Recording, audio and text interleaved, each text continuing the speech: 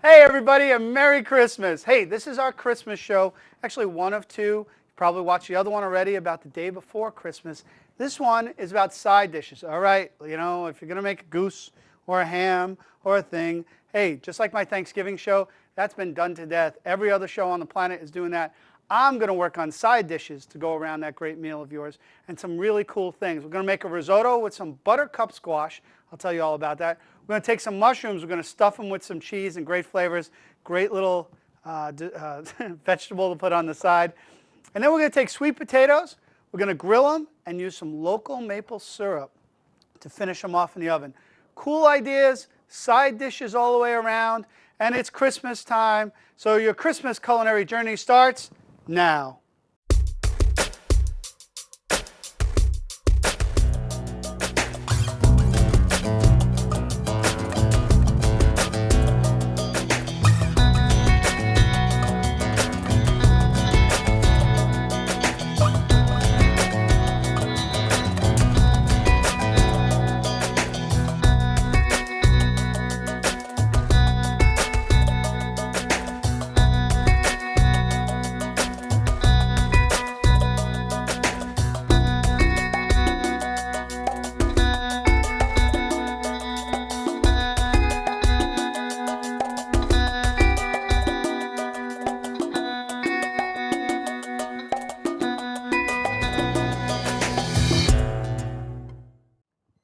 Hey everybody, welcome back to our Christmas version of a culinary journey. That's right, we're going to take side dishes and we're going to create some awesome side dishes to go with whether you're going to have a turkey, a ham, the goose, whatever it is, we're going to do the sides for you. And we have three great ideas. One is a risotto with some buttercup squash, which I'm going to start off right away.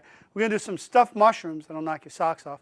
And then we're going to do sweet potatoes. And we're going to grill them with a little New Hampshire maple syrup, some cinnamon and butter, finish them off in the oven, all right? So the first thing we got to do is actually get our buttercup squash done. It looks like almost like an acorn squash, but inside, it's actually more like a sweet potato. And then what I really just want to do is get the top off, because I'm going to roast this. I'm going to roast this in a little bit of water in the oven. Now, one thing about the buttercup that you have to know is it might seem like it's not done because the skin is so tough. But when I roast this, it's actually going to get tender really quick. So about 45 minutes in the oven around 350 degrees, you're going to get amazing, amazing buttercup squash. And the difference between butternut and buttercup, like I just said, is that this has got more of a sweet potato texture and actually looks almost more like a sweet potato, almost like a little mini pumpkin. And the seeds too, it's got that little pumpkin look to it. So I'm going to put this in a water bath. We're going to skim out the seeds in here. And if you like to do pumpkin seeds, you could also do that with these. Same concept. Let's take some of them out. And that's all we really need to do to this, because we're going to add this to our risotto later. And if you do it right, you can even serve your risotto back into the buttercup. So I'll show you that too, hopefully. Maybe, if it holds together for us after we're done. So that's our first step. So for about an hour, we're going to put this buttercup in the oven. We'll turn this over. Let's not do anything else to that besides that. And we'll get it in there and we'll see what happens next. Okay, that's our first step. Our next step is to start a risotto. Now, risotto is a traditional Italian rice dish that uses arborio rice, which is a short-grained rice. Now, the idea behind this and the difference between risotto and, let's say, a regular converted rice or a long-grain rice is that we slow cook it with a little bit of stock at a time. And then we bring out the natural starch. So we create this rich, creamy rice dish. So the first thing we have to do is saute our onions, almost like you do a rice pilaf, where you take onions, you're going to saute them down. We're actually going to saute our rice with that a little bit also. So let's get our onion cut up. We'll dice it nice and small. A couple of lines through the center, and then down the other way. And then as you come down, your dice is perfect. Nice and easy way to dice an onion. And then this end piece, you just chop up. And we're ready to go. Look at that. So what I have working on the stove for me already is a little bit of stock. And let me get this on high. These are both on high. I have a little stock already working on the stove, and that's what I'm going to add to it. Now, you could do water or you could do stock. The reason why I do stock, I'm just adding more flavor. It's a vegetable stock, and since I'm doing a vegetable dish, I like using a vegetable stock in case I have a vegetarian coming over. If you're doing a chicken risotto or any type of meat risotto, you could use a beef stock or a chicken stock. So you could use pretty much anything you want with this. So we're going to just let this cook a little bit. We're going to season it. A little salt and pepper. Now this is a great thing you could do the day before. It does get a little bit dry, so you might have to add a little cream or butter or maybe some more broth. You want to cook it later. But if you cook it for days, it takes a while. You don't want to leave it. But when it comes out, it's so rich, and it gives you that side dish, that starch that you want. Plus, it's going to add from the vegetable from the Buttercup. If you don't want to use the Buttercup, that's great too. You can put almost anything you want in here. So this will work as a great vegetarian option, as well as starch option. Okay, we sauteed that in there. Our rice to this mix. It's about 3 cups of rice, and this is again the arborio rice. And we're actually, just like a rice pilaf we would do, we're going to toast the. We want to get some maybe 4 minutes or so. We want to start toasting the rice, so that way we bring out some nutty flavors of it. And giving the rice itself will start giving that nutty flavor. And at this point, it's already starting to give off some starch to make this nice. So that's our first dish, right? We're going to let that sit for a second. We have in there the onions, we have the rice, and then we have our stock that's hot. And I'll talk about that in a second. The other thing I want to do too is start getting ready our sweet potatoes. And this is going to be really easy. What we're going to do is get these on, right? Let's see. There we go. They're both on. We got our grill pan on. We're going to just take a sweet potato and we're going to cut it up and skin it. Again, try and save everything you have for a compost if you can. You could use it for a stock. Actually, even the outside of this potato makes a great stock too. And we'll just cut it down because I just want to get. And now this is a little bit different than what you might be used to. Most people want to bake, they'll bake this potato first and then do things to it. What I like to do is start it raw, and then we're going to actually put it in the pan and we're going to bake it later on while it's grilled a little bit. Let me go back to my risotto real quick. You can't leave this for too long. I want to get nutty, I don't want to get burnt, so I got to be careful about it. Using a nonstick pan like my Swiss Diamond is a great way to go, and a great way to just add flavor or get that flavor going and have a consistent heat around the whole thing.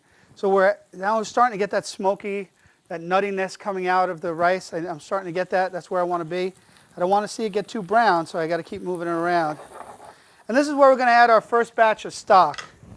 That's where we take our pan and we put in just enough to cover the rice. Then we turn this down to a simmer. Kind of done it on medium high. We'll turn this down to a simmer. And we'll let those bubbles kind of cool down.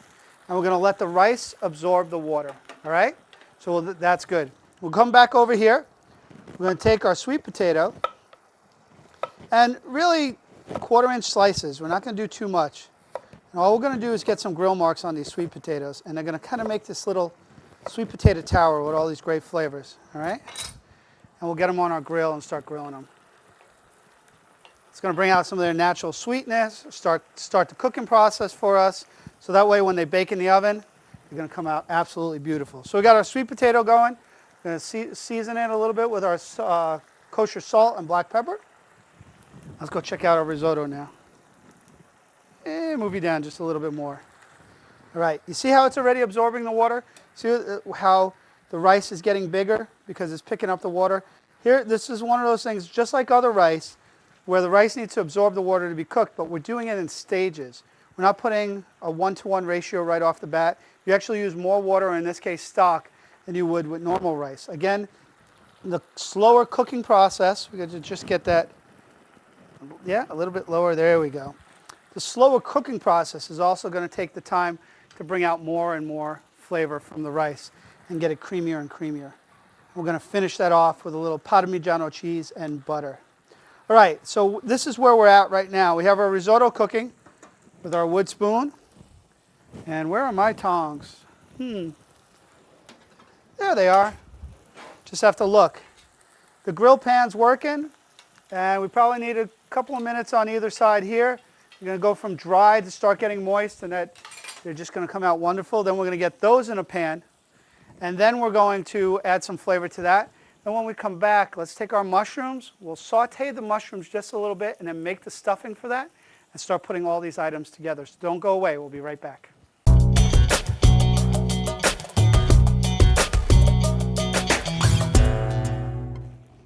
All right, everybody, we're back doing our culinary journey with some great food and some side dishes for Christmas. So I'm just going to add, let's go back to our risotto. I need to add a little more stock, you see, and that was pretty much in the time that we left to now, where it absorbed the water that it was taken in, or the stock in this case that we're using. And we're just going to do it again until we get a nice al dente, which is to the tooth, which basically means that I want to have a little bit bite or giving back, but I don't want it to be mushy. So that's what we're trying to do with the rice. On this pan, so let's get back to this a little bit. I have done the grilling of our, what are these called? Sweet potatoes. The grilling of our sweet potatoes. And all I'm going to do with that is I'm going to take a couple of layers of sweet potatoes in the bottom here. And you can do as many as you want. And I'm going to bake them off in the oven. And they're just going to have a couple of ingredients in addition to what's there. You've got a brown sugar, got a little bit of cinnamon, and some local New Hampshire maple syrup. Just a little bit on there. And depending on the year that you get the syrup, if you're getting local stuff, some might be lighter, some might be heavier. And you could actually make this into a nice little, almost like a pie. We'll just do a couple of layers just to show you however far you want to make this go. And then we'll do a little more syrup on there, a little more cinnamon. And this is going to go in the oven. There's some cinnamon, brown sugar. Just give us a nice, this is going to be delicious. And then we'll put some more of our syrup on there. It's going to kind of create a glaze. If you've had glazed carrots before, basically that's the kind of concept I'm going after. Grilled glazed sweet potato right there in the oven. So let's pop that in the oven. Make sure our oven's at 350. We got that going, we're good to go. All right, so let's go back here to our risotto pan, and over here in the front, we're going to start our mushrooms. You see again, coming back to the risotto, see how that's coming out? How it's just the liquids being absorbed by the rice, and now you're starting to see it get nice and creamy and rich. There's some great flavors in there. Over here where we're going to start our mushrooms, what we're going to do basically is take a little bit of water, a little bit of oil, a little bit of vegetable stock. We're going to get those going together in there. And we're going to take our mushrooms and saute them out a little bit. So what I'm going to do is basically just take the inside of the mushroom out, and you can pop it out by hand, and we'll get them right in there. All right? And then we're going to make the stuffing for the mushroom. Now what this does is we want to cook the outside of the mushroom just a little bit. There you go, you can just pop it out by hand. So it almost blanches it. We'll give it some salt and pepper in there also. So get the biggest mushrooms you could find, but by doing this, we're cooking them up a little bit. And you're going to get, it's going to cook all the way through when you get the stuffing in there. This fromage stuffing, this just cheese stuffing that you're going to absolutely love. So let's go get those in there. Again. Ta-da! That'll be enough for now. And let's put together our mix. So we have some breadcrumb. I just grind up some old bread for my breadcrumb. I have a couple of eggs, which I will beat and then put in there. Ta-da! If I have a fork. If our budget has a fork in it, maybe I could beat these. There you go, a couple of eggs. We'll put some Parmigiano cheese. Now this is definitely cheesy, so we need to get as much cheese in there as possible.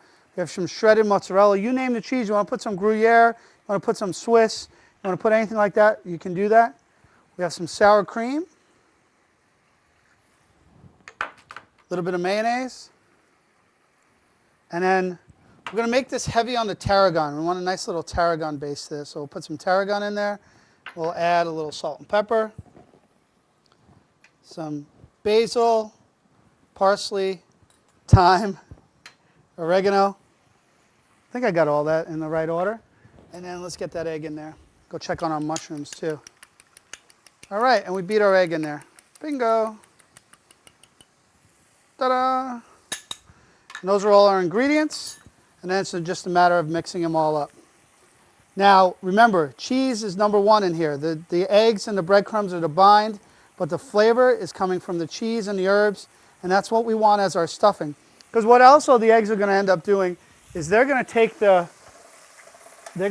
just like a souffle or a creme brulee or anything like that, what they're going to do is they're going to take this to the next level. And when they bake in the mushroom, they're going to puff a little bit, and you're going to get this beautiful cheese puff in the middle. So we'll mix that up.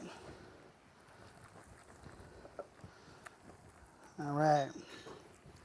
Now I'll show you, let's go back to the risotto for a second because I want to make sure we don't forget about that. And our buddy here, the risotto, you see how it's cooking? And see how it absorbed all that water again? Well, it's going to get better. We're going to put some more in there.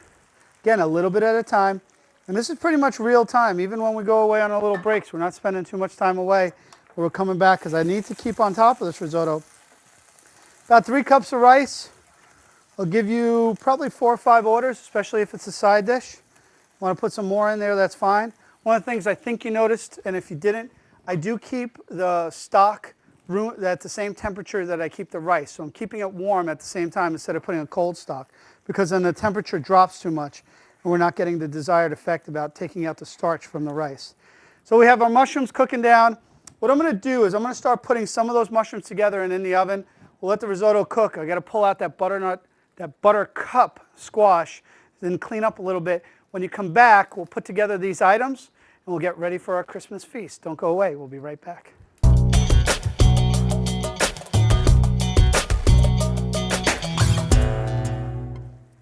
Hey, welcome back, everybody. We're finishing up our culinary journey by finishing our risotto to go into our Buttercup squash, which I pulled out of the oven while we were at break. And this is what it looks like right here, guys. This Buttercup squash, again, it looks like a sweet potato, doesn't it? Same kind of concept, almost like a little pumpkin, green pumpkin. We're going to leave the bottom part in the plate because we're going to use that as part of our presentation. And as you see that we've grown our risotto even more. We've gotten it to a point where it's creamy, it's rich. We're going to add a little more stock to that so we can finish that off there. We got that stock cooking nicely. Now at the last minute too, I added a little sherry to my stock so we could give another essence of flavor into the risotto, right? And we're gonna finish it off that way. Again, al dente to the tooth, and we're gonna get some great flavors there. The mushrooms, when we went to break, I put some in, but I want to show you what I did. I just take my stuffing, I just pop it on top of that mushroom that was cooked down a little bit.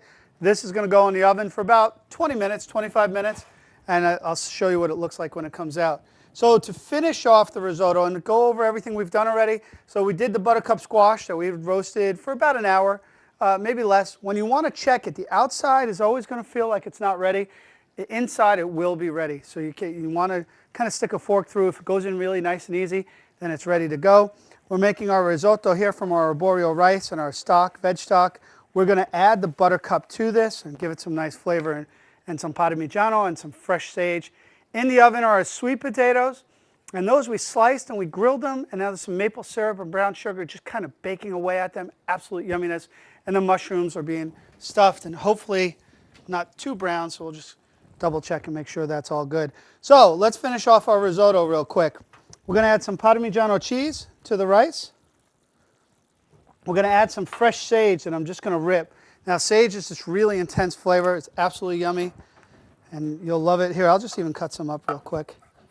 You can rip it or cut it up, but once you hit it, once you break the oils in it, the aroma just pops out of there, and it smells like Christmas time when you cut into sage, or at least in my house, because Christmas and sage almost went together. And I'll just put a little bit more in there. Now, depending on how much you like sage, it depends how much you're going to put in. It's an intense flavor. So once it starts getting warmed up, and again, those oils start activating, it's really going to take over a dish. And be careful, if you don't like it all that much, you don't want to put too much in. I'm going to take the Buttercup squash. Wow, that was hot. Pay attention to what you're doing. I'm going to fold it into our risotto. Just give it a little, oh, now it's going to kind of break up in there. It's going to create this gorgeous color to it. All right. Oh, look at that. Oh, that does look yummy. All right, let's get a couple of things together so we show you everything that we're doing today. We'll take our Buttercup squash, Parmigiano, and the risotto and the Buttercup. I'm going to put it right back into its home right here. Now you could do, like I said, this could be a vegetarian entree. Could be an entree for one, entree for two. Could be a side dish, and if you did a side dish, you probably wouldn't put it back in there. We take the lid. Remember we had the hood of this that we took some of the meat out of? Right on the side of that, right there. That's your buttercup squash and risotto. Looks yummy? It does look yummy. Let's do that. That looks good. Let's move that over and see what else we made down below. Let's see. Ooh, that looks yummy. Okay, let's get to our mushrooms. And the mushrooms popped beautifully. They get a little brown to it. Look at this, guys. Check this out. Stuffed mushrooms as a side dish instead of just a sauteed mushroom with cheese in it, almost like a little mini souffle. See how they popped up beautifully for that? That's one side dish right there.